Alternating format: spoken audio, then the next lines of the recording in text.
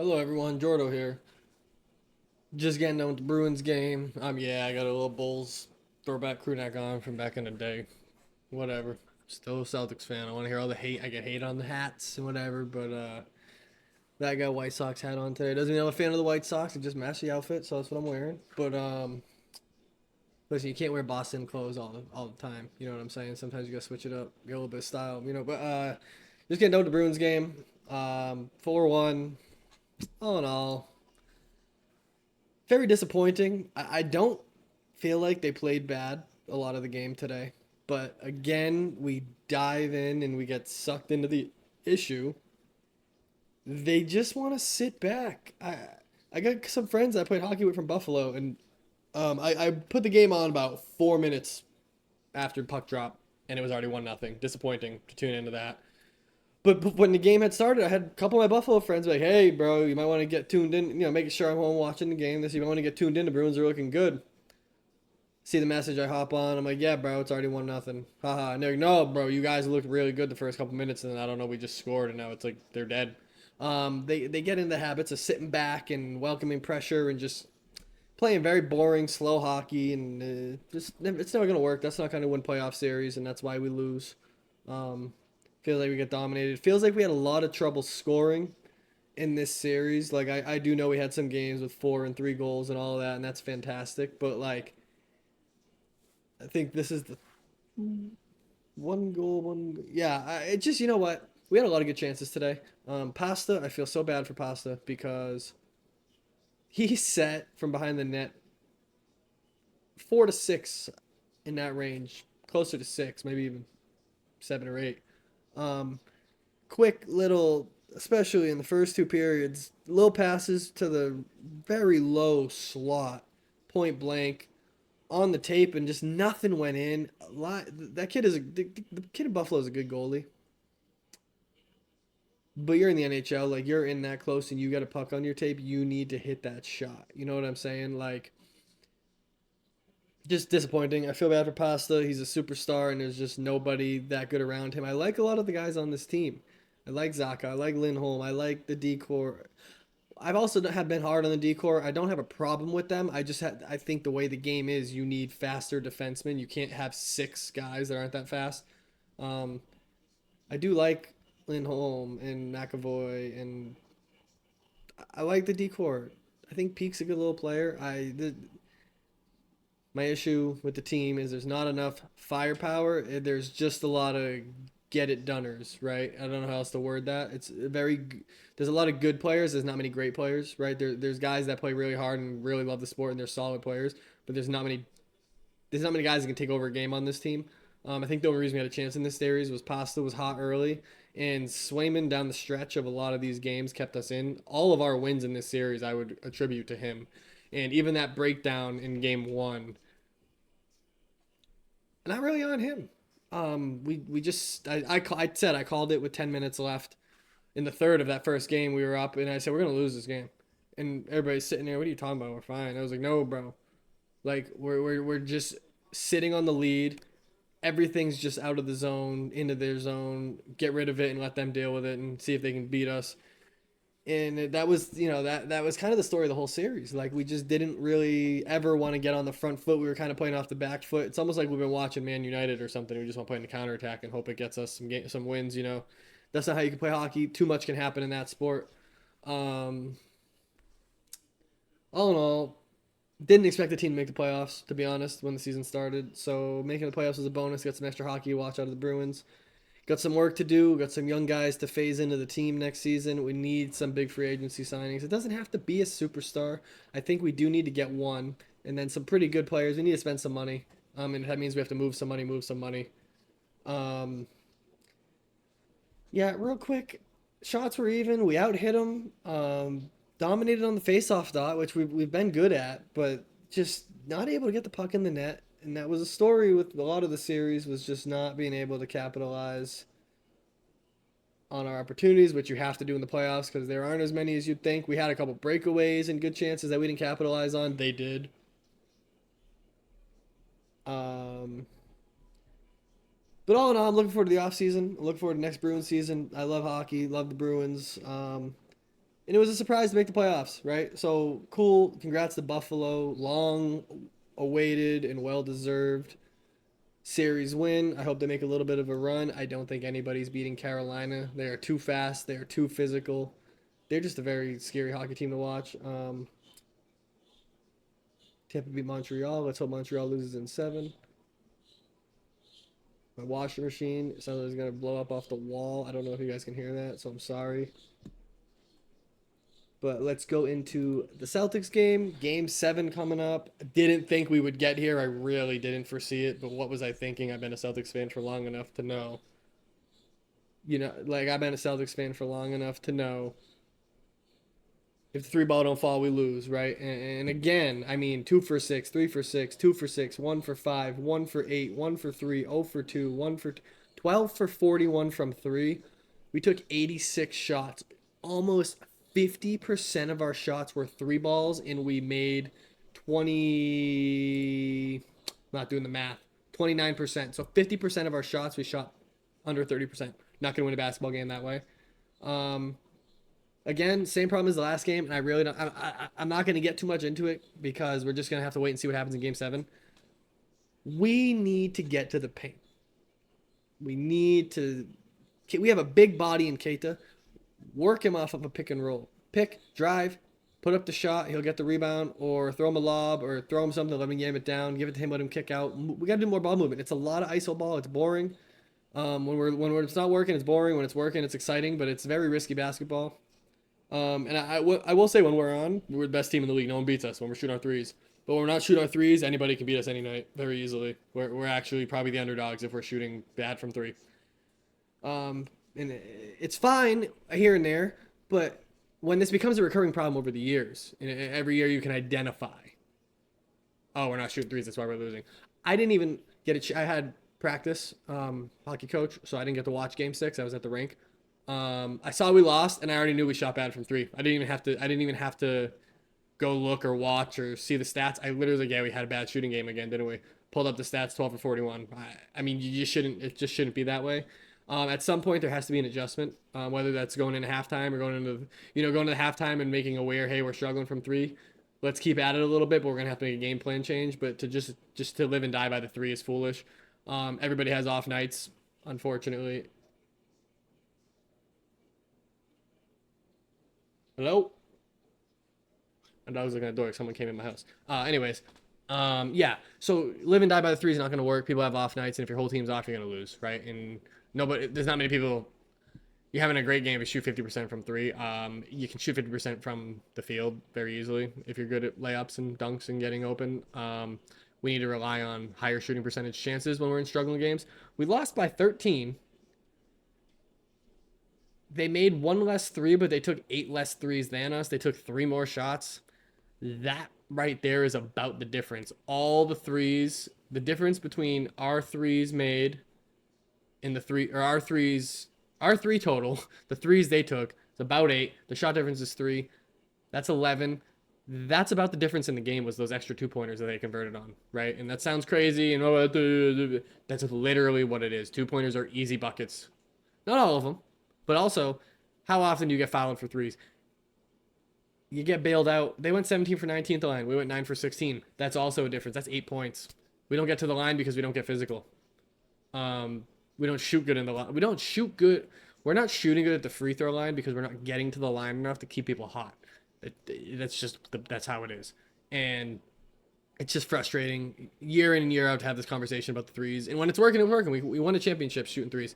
But there was a lot more going on that team that won that championship than what's going on in this team.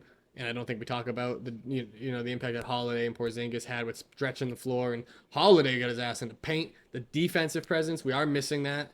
I like Derek White. We don't have a true point guard. I know Tatum runs that point forward role, but the LeBron James type thing, like brings it up the court, and I don't mind that. But he's not shooting good. He's not moving the ball good.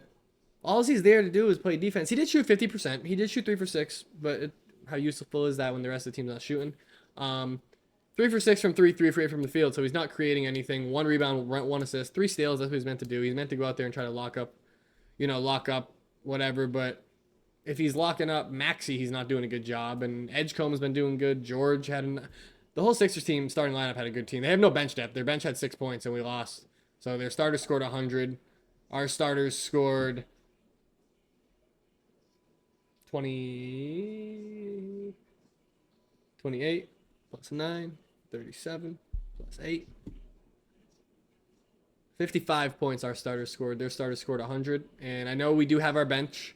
Our depth is one of our strengths, but you got doubled by their starters. That's embarrassing. You're not going to win a game that way, especially when your bench isn't coming out shooting good either. Pritchard 1 for 8 from 3. I know the kid's magic can do his thing, but we'll see how Game 7 goes. I do think we will shoot better. We do not shoot this bad 3 games in a row ever.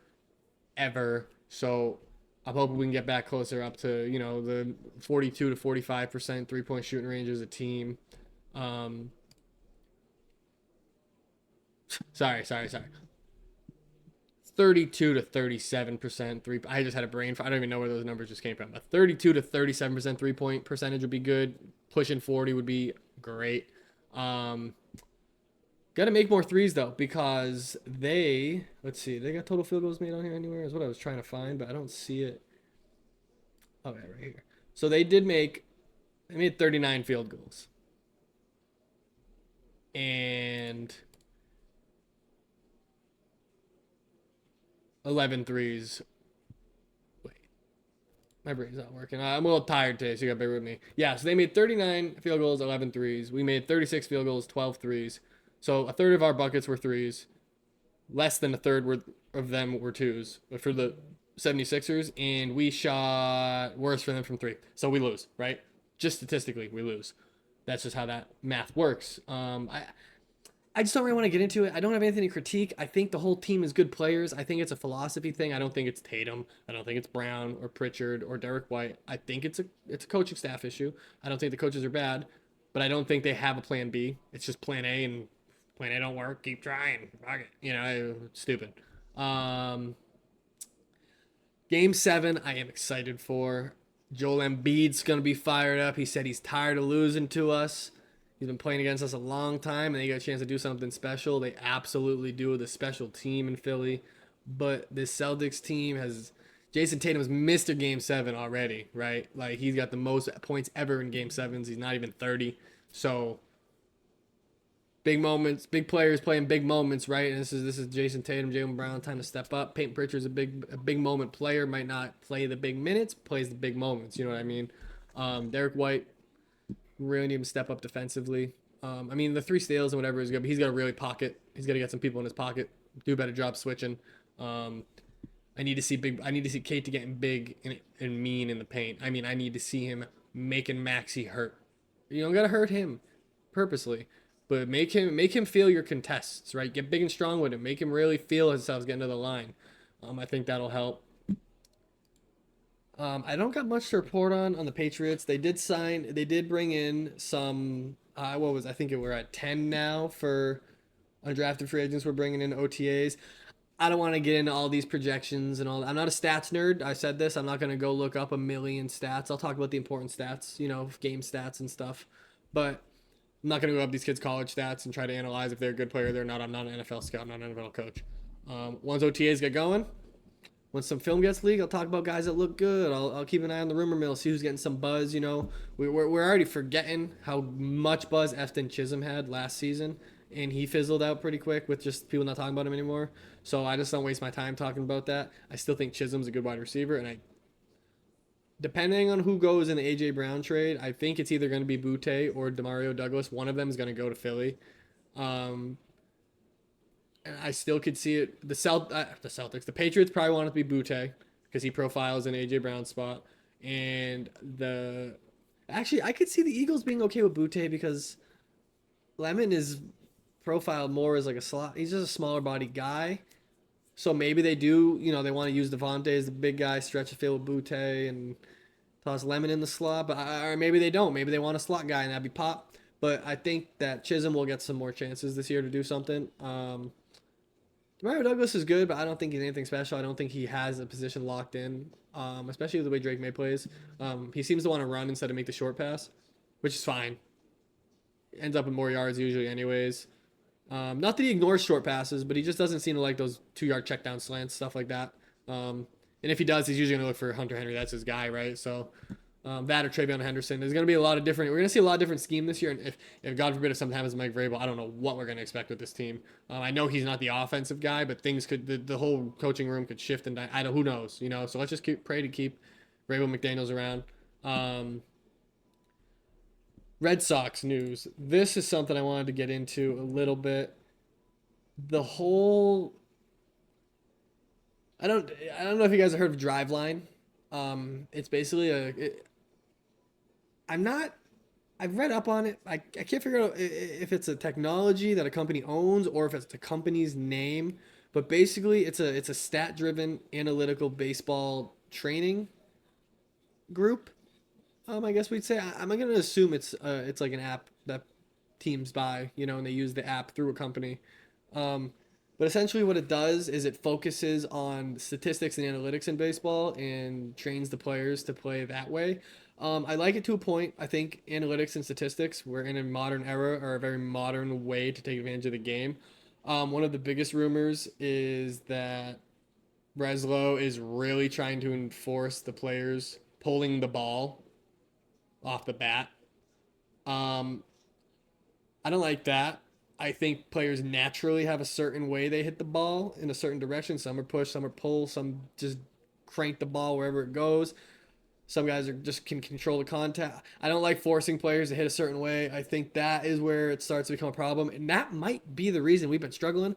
We don't know behind the scenes if that's what they were pushing all along. This technology's been in the organization already. By the way, this isn't the first day it's come out. It's just now they're starting to talk about it more.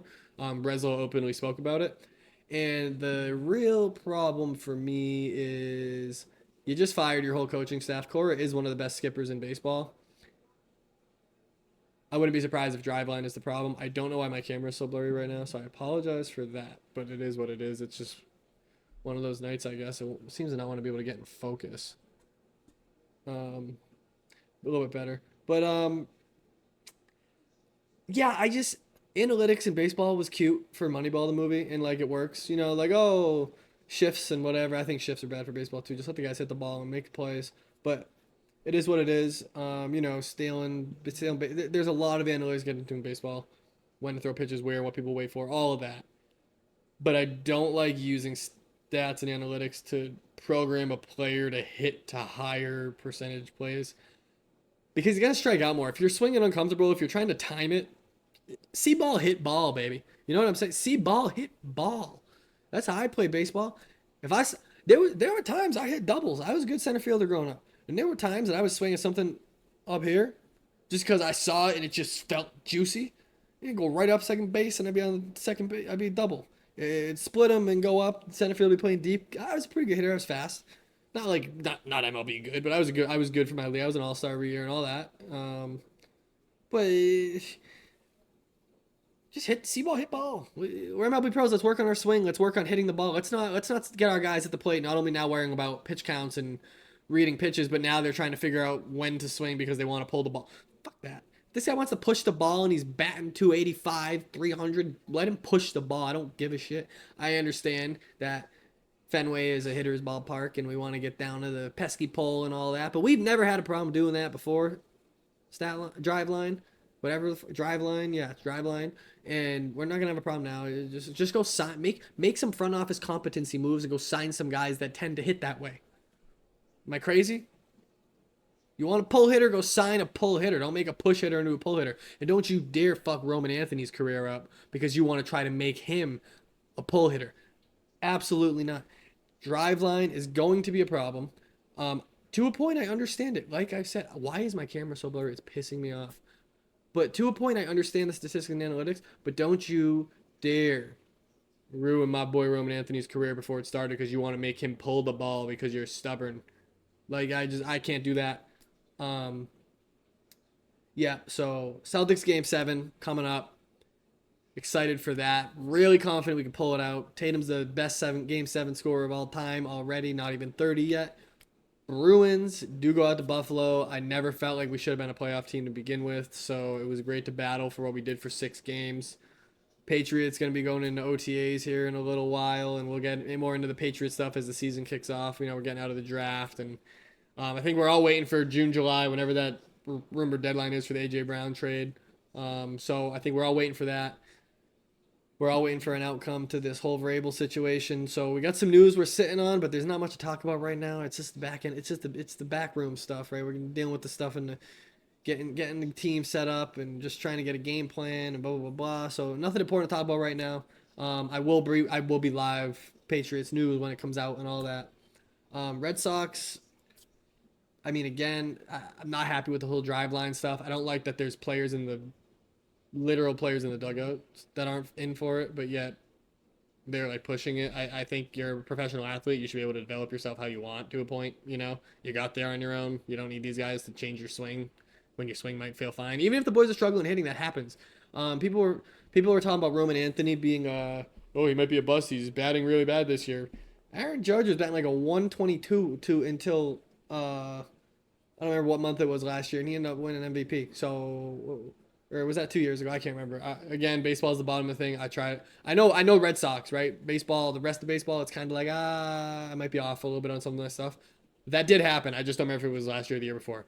But slumps happen early in the season. It's a long season, and sometimes you just go through it early instead of in the middle of the season. Sometimes you inflate your average and you go through it and no one really notices because you start off hot and then it comes down and then you get hot again at the end and you kind of end up all right. But if you start off cold, that's all people see and you got to really work harder to get it up. So I'm not too worried about Roman Anthony.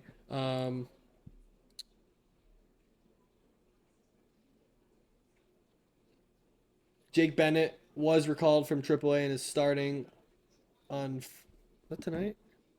Did he start tonight? What's today? I forget what day it is. I'm losing my mind. So Jake Bennett should have started tonight. I actually will look this up live because I was watching the Bruins game and I had some work stuff I had to get done, so I hadn't had a chance to watch the game. Red Sox do win 3-1 versus Houston. Bennett with a pretty solid outing actually coming out from AAA. Let's see. He does go 5 innings, 5 hits, 1 earned run, 3 Ks, 1.8 ERA. So overall, didn't give up some hits, but didn't get roped, didn't get uncomfortable. Fielders made some plays. So good for him. Maybe he'll keep a spot up in here.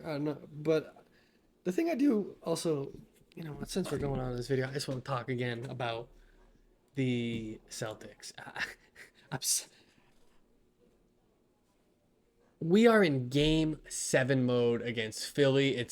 The 2 teams I hate. I mean, I hate the Knicks, I guess, so 3 teams I hate. But the Knicks, the Heat, and the 76ers, man, make my blood boil when we have to play them, man. Their fans piss me off, and I know you guys feel the same way. If we start out shooting bad from 3, we are in game 7. I better see some life and some heart and some drive into the paint. I am not going to sit through the whole game 7 if I see us shooting 23% from the 3-point line and we're taking 50% of our shots being threes. I'll go manic. I will actually start yelling at my fucking TV because that's unacceptable. You just lost 2 games because you're shooting bad from the 3-point line. Do not ride or die on that in a game 7. You better have been cooking up a plan B in the day off in between the game, because you just blew a 3-1 series lead to take it to a game 7 because you had a couple off games shooting 3 and you had no pivot. You better have a pivot. I'm not gonna do. This will be the maddest channel you've ever seen on YouTube if we lose to Philadelphia. I will be calling for heads. I'll be throwing names. I will be dragging people under the bus by their fucking bootstraps. So I'm excited for the game, and I'm hoping we play great, and I'm hoping we win because I love Celtics basketball. I love playoff time, watching Tatum and Brown do their thing. I love watching Peyton Pritchard play ball.